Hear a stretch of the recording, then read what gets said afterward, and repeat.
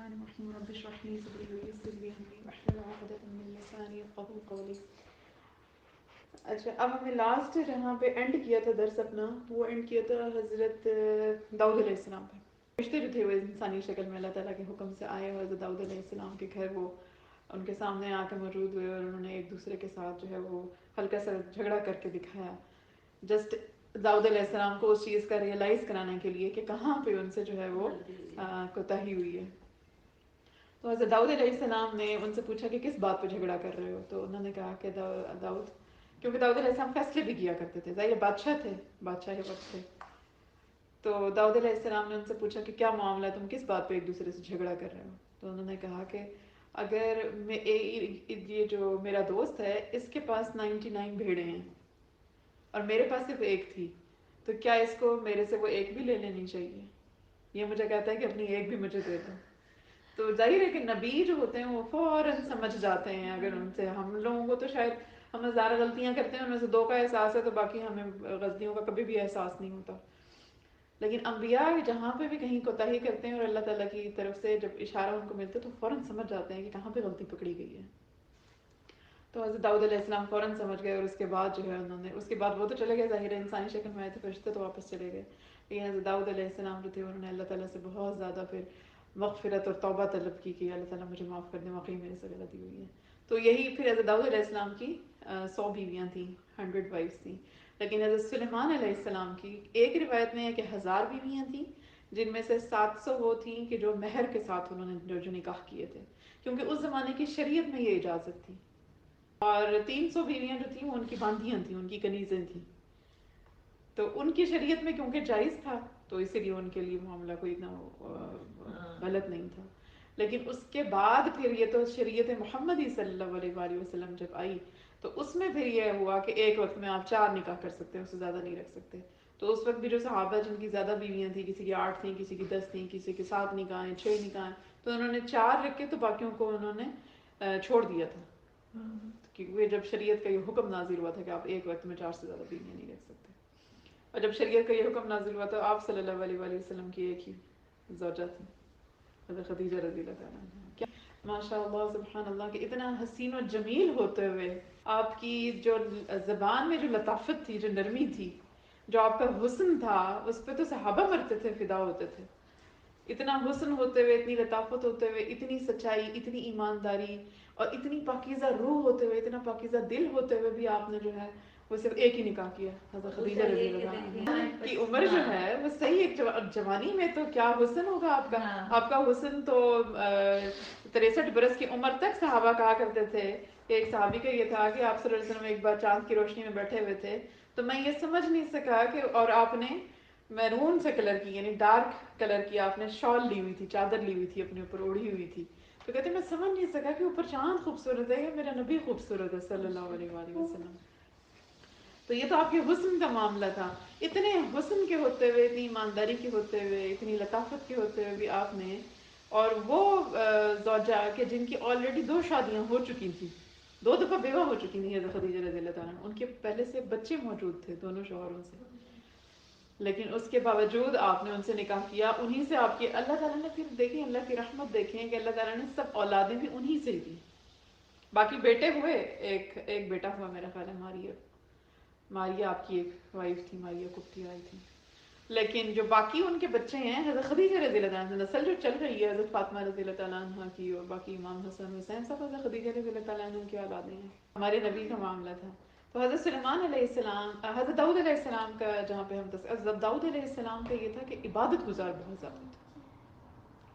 آپ کی عبادت کا یہ معاملہ تھا کہ آپ ساری رات جو ہے وہ عبادت کیا کرتے تھے، دن کو روزہ رکھا کرتے تھے، اور ایک دن روزہ رکھتے تھے، ایک دن افطار کرتے تھے، ایک دن روزہ رکھتے تھے، ایک دن افطار کرتے تھے، روزہ رکھا ایک دن چھوڑا، ایک دن روزہ رکھا ایک دن چھوڑا.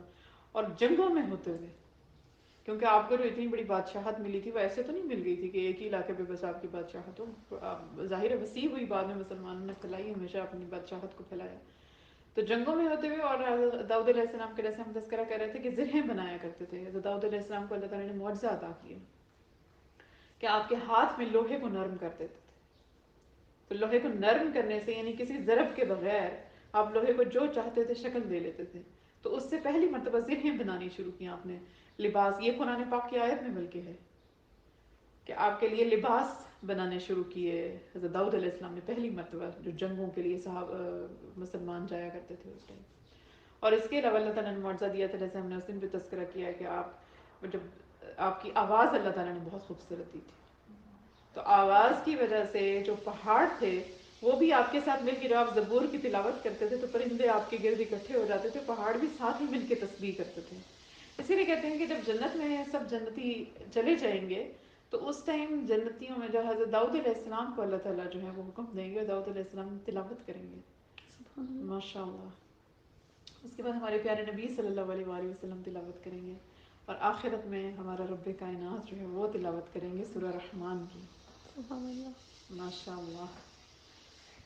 تو یہ حضرت داؤد علیہ السلام کا تذکرہ تھا. حضرت داؤد علیہ السلام کے بہت سارے بیٹے تھے, لیکن داؤد علیہ السلام کے جو بیٹے حضرت سلیمان علیہ السلام تھے, اللہ تعالیٰ نے ان کو جو ہے وہ ان کے بعد اب ان کا جانشین بنایا, ان کا وارث بنایا, ان کو بادشاہت بھی عطا کی.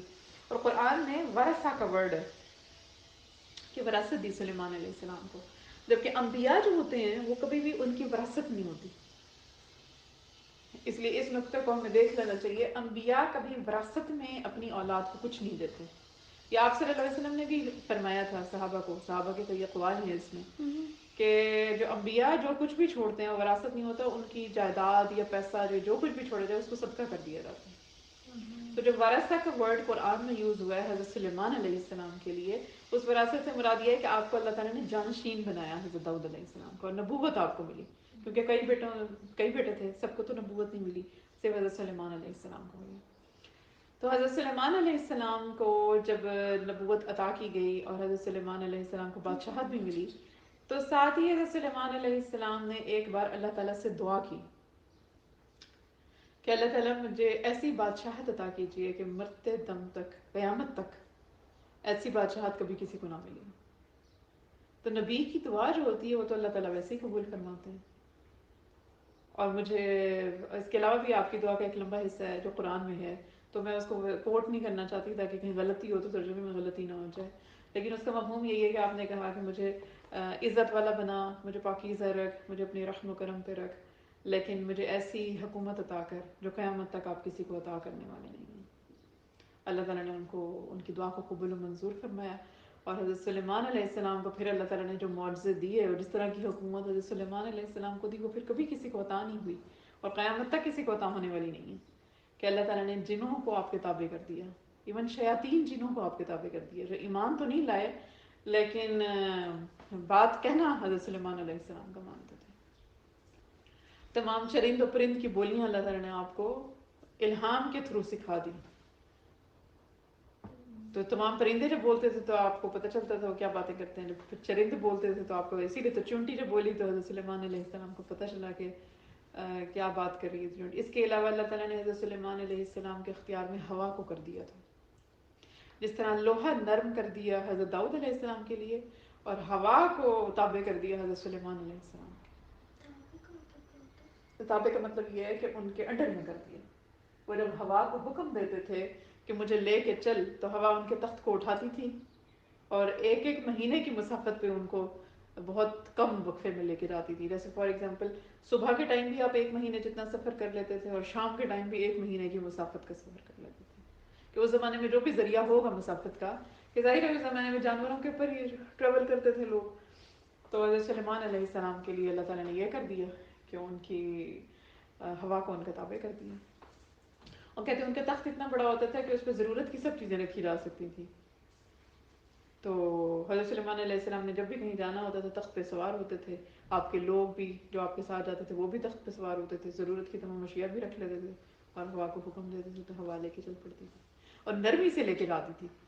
یہ نہیں کہ طوفانی ہوا چلے اور اٹھا کے لے جائے, نہیں, اپنے نبی کو ہوا بھی نرمی کے ساتھ لے کے جاتی تھی. تو حضرت سلیمان علیہ السلام نے پھر اپنی سلطنت کو بہت بڑھایا, پھیلایا حضرت سلیمان علیہ السلام نے, اور ایک بہت بڑا کہتے ہیں حصہ تھا جس پہ حضرت سلیمان علیہ السلام نے حکومت کی, پھر بادشاہت کی. لیکن عبادت گزار ایسے تھے کہ بہت بہت لمبی رات راتوں کے سجدے آپ کے بہت مشہور ہیں، حضرت سلیمان علیہ السلام کے راتوں کی عبادتیں، بہت کم ٹائم پہ سوتے تھے، بہت کم ٹائم رات میں، اور زیادہ وقت جو ہے وہ عبادت میں گزارتے تھے. اور اس کے علاوہ کہتے ہیں حضرت سلیمان علیہ السلام جو روزے رکھتے تھے وہ مہینے کے شروع کے 3 دن، درمیان کے 3 دن اور اینڈ کے 3 دن آپ روزے رکھتے تھے. اس طرح ہمارے نبی صلی اللہ علیہ وآلہ وسلم نے مہینے کے درمیان کے 3 دن، ایام 20 جس کو ہم کہتے ہیں، آپ صلی اللہ علیہ وسلم نے ہمیشہ اس کے روزے رکھے. اور اب اگر سائنٹیفکلی اگر ہم دیکھیں نا، تو جو آج کی سائنس پروف کرتی ہے، اگر کچھ ریسرچرز نے یہ ریسرچ کر کے پیپرز لکھے ہیں کہ جو دنیا میں سب سے زیادہ گناہ ہوتے ہیں وہ ہوتے ہیں جب چاند جو ہوتا ہے وہ 14 کا نکلتا ہے. اچھا 13 14 15 کی جو ڈیٹس ہوتی ہیں، کیونکہ وہ کہتے ہیں جو اس کی ریڈیشنز ہیں وہ ہیومن مائنڈ کے اوپر بھی افیکٹ کرتی ہیں. کیونکہ جو لوگ سمندر کے کنارے رہتے ہیں نا، اگر آپ ان کو دیکھیں تو جب چاند 13 14 یا 15 کی تاریخ ہوتی ہے تو اس ٹائم پہ سمندر میں بھی بہت طغیانی ہوتی ہے، کیونکہ ظاہر ہے چاند اس ٹائم بہت قریب ہوتا ہے زمین کے. یہ تو فزکس کی ٹرم بھی ہے اگر ہم دیکھیں تو جو فورس آف گریوٹی ہے، جو اس کی کشش کی قوت ہے کہ وہ زمین کو زیادہ قوت سے کھینچتا ہے، کیونکہ اس کائنات میں ہر چیز دوسرے کو پل کر رہی ہے، پش کر رہی ہے یا پل کر رہی ہے. تو چاند کی جو کشش ہے زمین کی طرف وہ بڑھ جاتی ہے، کیونکہ اس کا ڈسٹینس اس ٹائم بہت کم ہوتا ہے زمین سے، تبھی تو قریب آتا ہے تو ہمیں روشن نظر آتا ہے. تو اس ٹائم اس کشش کی وجہ سے، اس فورس آف گریوٹی کی وجہ سے جو لہریں ہیں سمندر کی، جو ویوز بڑی بڑی، اس میں اگر آپ دیکھیں نا بہت سنیں کبھی ٹی وی کے اوپر بھی ایون، تو بڑی بڑی ویوز اٹھتی ہیں 13 14 15 کو. ایون جو مچھلیاں پکڑنے والے ہوتے ہیں مچھیرے، یہ بھی سمندر میں 13 14 15 کی رات نہیں جاتے، یا اوائڈ کرتے ہیں زیادہ تر ان راتوں میں مچھلیاں پکڑنے سے. تو چاند کی جو اس ٹائم کشش ہے یا جو لہریں ہیں اس ٹائم اگر افیکٹ کرتی ہیں تو وہ کہتے ہیں یہ ریڈیشنز ہیومن مائنڈ کے اوپر بھی افیکٹ. اب یہ دیکھیں یہ آج کی سائنس پروف کر رہی ہے، یہ 1400 سال پہلے، لیکن ہمارے نبی صلی اللہ علیہ وآلہ وسلم نے اسی لیے آپ نے حکم دیا کہ 13 14 15 کا روزہ رکھو. نفلی روزہ اگر ہم دیکھیں تو ہمارے آپ نے ہمیشہ رکھا، کیونکہ جب یہ ریڈیشنز افیکٹ کریں گی تو کہتے ہیں زیادہ تر جو گناہ ہوتے ہیں نا، چوری ہے، ڈاکے ہیں، یا کچھ بھی ایسا ہے برے برے گناہ ہیں، تو یہ بھی زیادہ تر 13 14 15 کی رات میں ہوتے ہیں، جو آج کے ریسرچرز ریسرچ کر کے بتا رہے ہیں فور شور. تو دیکھیں سائنس نے ہمارے دین نے ہمیں، اگر ہم تب لاجک ڈھونڈتے، اگر تب کے لوگ کہتے ہیں اچھا جی کہ تو 13 14 15 میں کیا لاجک ہے، تو تب نہیں کسی کو پتہ چل سکتی تھی کہ 13 14 15 میں کیا لاجک ہے. آج اگر ہم معراج کے واقعے میں لاجک ڈھونڈتے ہیں تو آج کی سائنس اگر لاجک ڈھونڈنے لگے تو اس کو کوئی لاجک نہیں ملے گی کہ کیسے ایک ہستی نے سفر کر لیا آسمانوں تک. کہ وہ تو کہتے ہیں کہ جو اسپیڈ آف لائٹ سے جو چیز موو کرتی ہے وہ تو میٹر رہتی ہی نہیں ہے، مادے کی حالت میں وہ رہتی ہی نہیں ہے جو چیز اسپیڈ آف لائٹ سے ٹریول کرے گی. اور اسپیڈ آف لائٹ سے زیادہ اسپیڈ ابھی تک کسی چیز کی ڈیٹیکٹ نہیں ہوئی ہے. اس اسپیڈ آف لائٹ سے بھی وہ کہتے ہیں اگر ٹریول کریں تو آپ کو اتنے لاکھوں نوری سال لگ جائیں گے کہ آپ وہاں سے وہاں تک جائیں. تو یہ آسمان تک کا سفر آپ نے کیسے کر لیا؟ تو اس کی تو ایک بہت عام سی مثال مجھے تو یہاں سے اب اگر دیکھیں، مطلب ایک واضح چیز نظر آتی ہے کہ قرآن پاک میں یہ بھی فرمایا گیا ہے. ایون اگر ہم دیکھیں سورہ ملک کی وجہ سے آپ تلاوت ہو رہی تھی، ماشاءاللہ بڑی پیاری تلاوت کی ہے، تو اس میں یہ بھی بتایا گیا کہ ہم نے آسمان کو سجایا، نیچے والے آسمان کو، بلکہ 2 3 مقامات میں ہمیں ملتا ہے کہ ہم نے نیچے والے آسمان کو ستاروں سے مزین کیا. کہ ایک تو ہم نے آراستہ کیا ستاروں سے، اور انہیں شیطانوں کے مارنے کا ذریعہ بھی بنایا. تو اس کا مطلب ہے کہ شیاطین جو ہیں وہ تو جاتے ہیں پہلے آسمان تک، ان کی تو اپروچ ہے.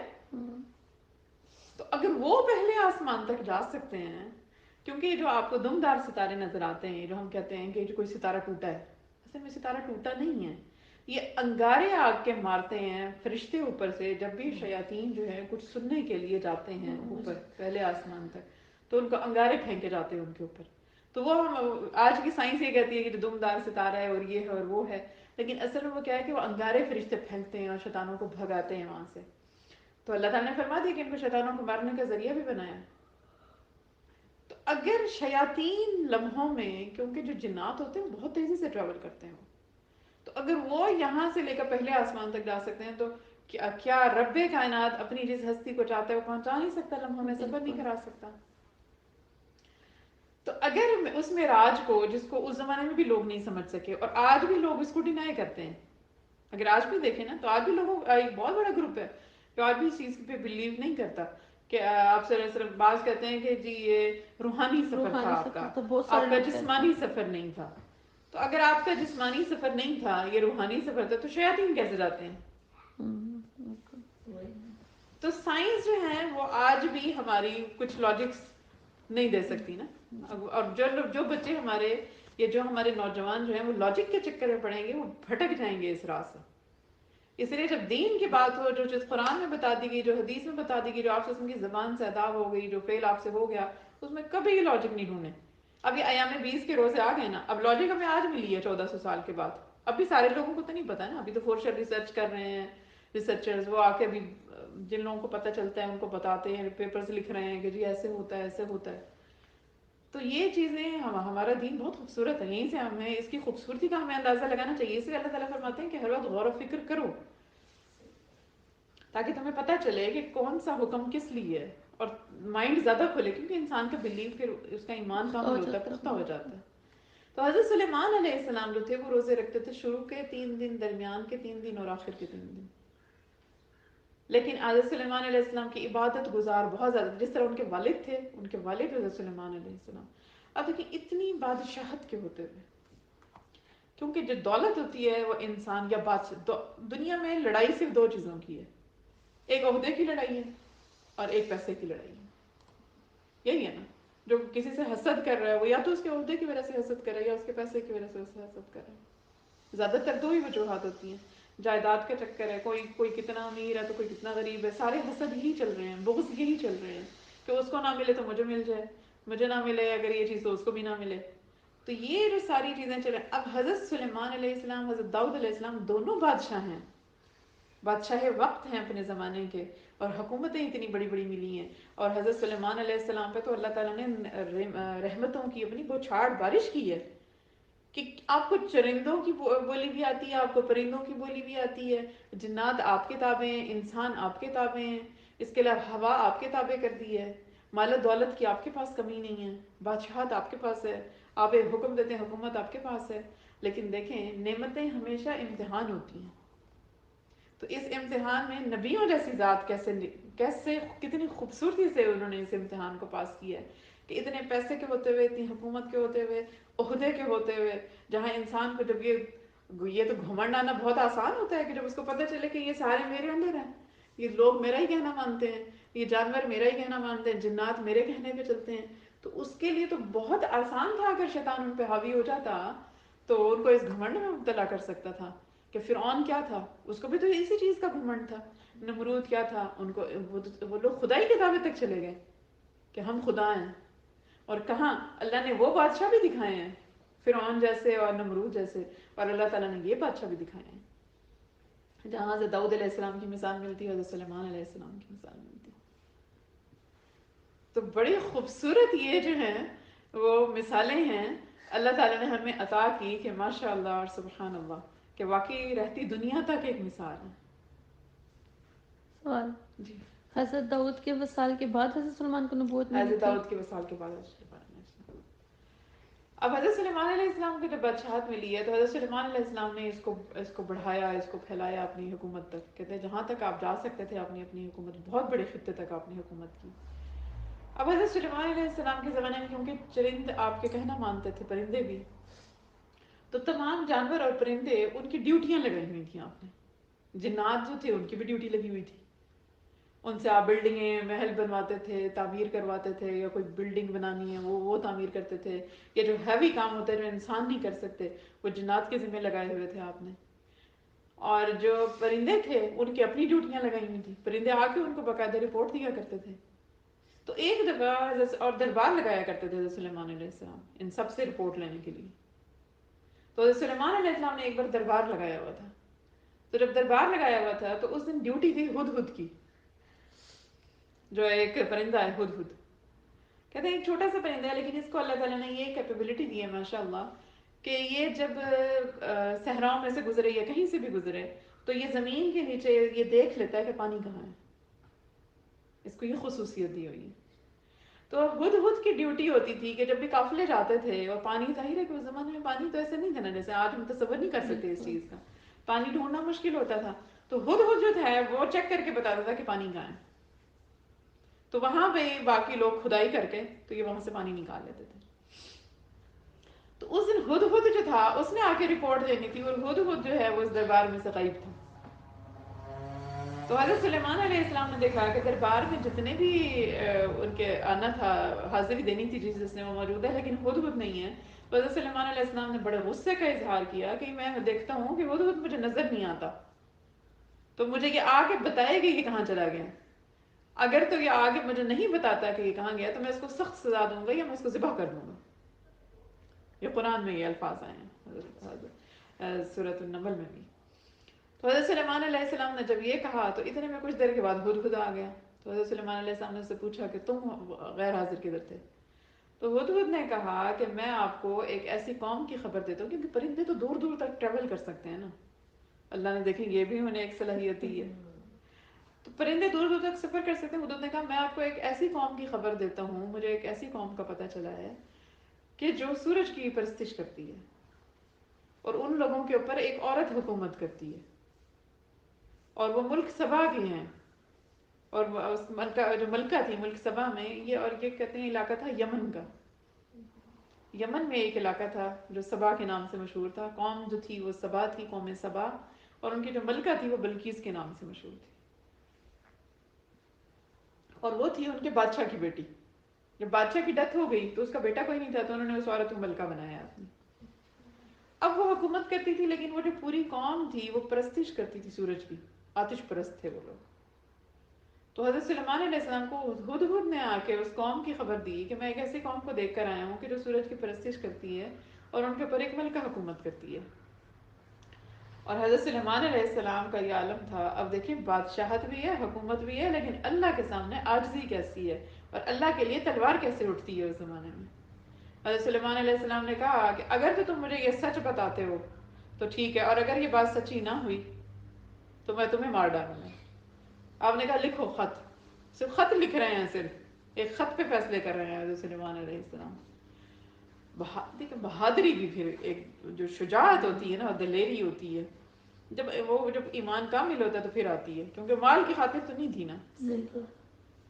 تو حضرت سلیمان علیہ السلام نے کہا خط لکھو اس قوم کو، اس ملکہ سبا کے نام، ملکہ بلقیس کے نام خط لکھو.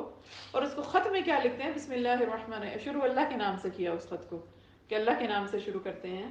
اور اس کے بعد لکھا کہ عاجز ہو کر میرے پاس چلی آؤ. اگر تو میرے پاس تم نے حاضری نہ دی عاجز ہو کر، تو پھر ہم تمہارے ملک میں آ کے تم سے پوچھیں گے.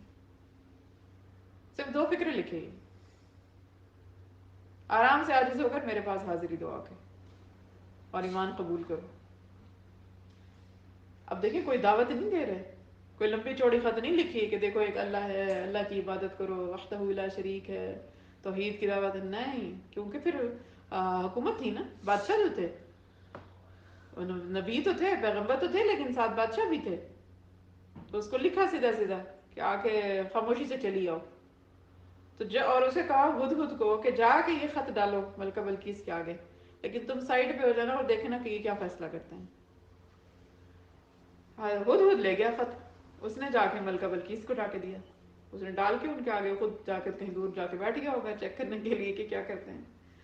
ملکہ بلقیس کے سامنے خط گرا تو اس ملکہ نے اس خط کو اٹھایا اور اس نے پڑھا اس خط کو، اور اسے بڑی حیرت ہوئی کہ یہ خط، اور نیچے لکھا اپنا نام بھی لکھا نا سلیمان. تو اسے بڑی حیرت ہوئی کہ یہ سلیمان نام کے کسی شخص سے، کسی بادشاہ سے یہ خط آیا ہے نا. اب ملکہ کہتے ہیں بہت بڑی اس کی قوم تھی، بہت بڑی، اس کے پاس فوج بھی بہت زیادہ تھی، وہ طاقتور فوج تھی. تو اس نے اپنی فوج کے جتنے بھی اس کے بڑے بڑے تھے نا، کمانڈر سمجھ لیں، جو آج ہم جن کو کمانڈرز کہتے ہیں، تو بڑے بڑے اس نے اپنی فوج کے اپنے مشیروں کو، اپنے وزیروں کو، جو اس کی فوج کے کمانڈرز تھے، سپہ سالار تھے، اس نے سب کو اکٹھا کیا، دربار لگایا اس نے اسپیشل اس ٹاپک پہ بات کرنے کے لیے. اس نے کہا کہ دیکھو مجھے یہ خط ملا ہے ایک سلیمان کے نام سے، سلیمان کوئی بادشاہ ہے، اس کا خط ملا ہے، اور اس نے خط میں یہ موضوع لکھا ہے اور صرف 2 فکرے لکھی ہیں. تو اب تم مجھے مشورہ دو کہ میں کیا کروں. تو اس کے جتنے بھی کمانڈرز، وزیر، مشیر جتنے بھی تھے، اور جو سپہ سالار تھے خاص طور پہ اس کی فوج کے، انہوں نے کہا ملکہ ہم تو تمہارے کہنے پہ ہی عمل کرتے ہیں. تو ہمارے پاس نہ جنگ کی کمی ہے نہ فوج کی کمی ہے، نہ ہمارے پاس ہتھیاروں کی کمی ہے نہ فوج کی کمی ہے، جب کہو گے ہم جنگ کے لیے تمہارے ساتھ تیار ہیں۔ تو ملکہ نے کہا کہ میں یوں کرتی ہوں کہ کیونکہ اس زمانے میں جو جنگیں تھیں نا وہ دو وجوہات کی وجہ سے لڑی جاتی تھیں۔ ایک وجہ تو جنگ لڑنے کی یہ ہوتی تھی کہ مال غنیمت کی خاطر، کہ پیسہ ہاتھ آئے گا، اس ملک کا خزانہ ہاتھ آئے گا، یا تو اس وجہ سے جنگ لڑی جاتی تھی، یا پھر جنگ لڑی جاتی تھی جس طرح حضرت سلیمان علیہ السلام لڑتے تھے اللہ کے نام کی خاطر۔ تو ملکہ نے سوچا کہ اب اگر تو یہ جنگ لڑی جا رہی ہے مال غنیمت کی وجہ سے، مجھے دھمکی مال غنیمت کی وجہ سے ملی ہے، تو میں چیک کرتی ہوں پہلے۔ اس نے اپنا ایک ایلچی تیار کیا اور اس نے اس کو بہت قیمتی جواہرات اور خزانہ اور بہت مہنگے مہنگے تحائف اس نے اکٹھے کر کے تو سلیمان علیہ السلام کے پاس بھیجے۔ خود جو تھا وہ لے گیا ایلچی کو سلیمان علیہ السلام کے پاس۔ تو حضرت سلیمان علیہ السلام کے پاس جب وہ ایلچی آیا اور اس نے آ کے قیمتی تحائف پیش کیے، تو حضرت سلیمان علیہ السلام نے کہا کہ ملکہ سے کہو کہ جتنے جو اس نے تحائف میرے پاس بھیجے، میرے رب نے مجھ سے اس سے بھی زیادہ رحمت کی ہوئی ہے، میرے پاس اپنے رب کی اس سے زیادہ نعمتیں موجود ہیں، مجھے اس مال کی ضرورت نہیں ہے، اور اگر تم عاجزی کا اظہار نہیں کرتے تو ہم تمہارے ملک میں آئیں گے اور خدا کے حساب لیں گے اس چیز کا۔ یہ پیغام بھیج دیا ملکہ کے پاس۔ اب جب ایلچی واپس ملکہ کے پاس گیا، اب ملکہ کو پتہ چل گیا کہ یہ جنگ جو ہے مال غنیمت کے لیے نہیں ہے، کہ ان کو تو پرواہ ہی نہیں ہوئی جو میں نے اتنے جواہرات بھیجے، اتنے قیمتی تحائف بھیجے۔ لیکن کہتے ہیں کہ ملکہ بہت عقل مند تھی، کیونکہ اگر عقل مند نہ ہوتی اور گھمنڈ میں رہتی، اپنے سپہ سالاروں اپنی فوج کی گھمنڈ میں رہتی، تو پھر اس کا بھی حال وہی ہوتا جو فرعون نمرود کا ہوا تھا۔ اللہ کے نبی کے آگے تو پھر یہ نہیں ٹھہر سکتے تھے۔ اور حضرت سلیمان علیہ السلام کون سا ایسے ہی چیلنج کر رہے تھے، وہ کسی بیس پہ ہی کر رہے تھے نا، ایمان کی نبی کے پاس تو ایمان کی طاقت ہو تو وہ پورے زمانے کو چیلنج کر لیتے ہیں، اور کہاں تو پھر حکومت بھی تھی، جنات بھی تھے اور انسان بھی تھے اور ہر چیز تھی۔ تو حضرت سلیمان علیہ السلام نے اس کے بعد جب وہ پیغام بھیجا ملکہ کے پاس، ملکہ سمجھ گئی کہ معاملہ یہ والا نہیں ہے بلکہ معاملہ دوسرے والا ہے۔ اب ملکہ نے یہ کیا کہ ملکہ نے پھر دوبارہ اپنے وزیروں مشیروں سے مشورہ کیا۔ اس نے کہا کہ معاملہ یہ نہیں ہے، مال غنیمت کا معاملہ نہیں ہے، اب مجھے مشورہ دو کہ میں کیا کروں۔ اس نے کہا کہ کیونکہ ایلچی نے اس کو پیغام دیا تھا نا کہ سلیمان علیہ السلام کہتے ہیں ہم خود آئیں گے تمہارے پاس، پھر اگر تم عاجزی پیش نہیں کرتی اپنی تو ہم خود آئیں گے تمہارے پاس۔ تو ملکہ نے کہا کہ جب بادشاہ جو ہے، ملکہ کے الفاظ بڑے خوبصورت ہیں جو اس نے اس موقع پر ادا کیے، اور یہ اس کی سمجھداری کی علامت ہے۔ اس نے کہا کہ جب بادشاہ کسی ملک میں جاتے ہیں جنگ کے لیے تو وہ اس کی عوام کو قدموں تلے رون دیتے ہیں۔ اب اس کو پتہ تھا کہ اگر تو ہم بات نہیں نہ مانتے، ہم جا کے عاجزی کا اظہار نہیں کرتے ہیں، تو پھر یہ خون بہے گا سارا یہاں سے، اور اس کا مطلب ہے کہ رحم جزاک اللہ خیر۔